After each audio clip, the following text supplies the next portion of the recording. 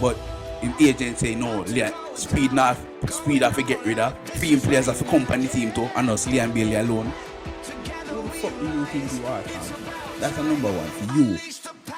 You are a coach slash organizer slash whatever of Phoenix. You're doing good stuff with Leon Bailey and other players.